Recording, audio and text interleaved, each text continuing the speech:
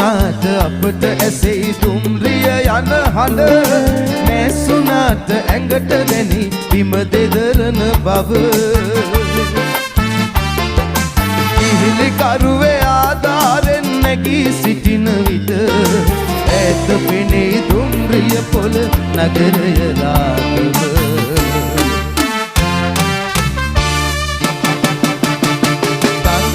පසු ඇස් තිස් මස්ලේ මව් බිමට තවත් දෙයක් නෑ තිබුණේ ඉතිරිව අප ළඟ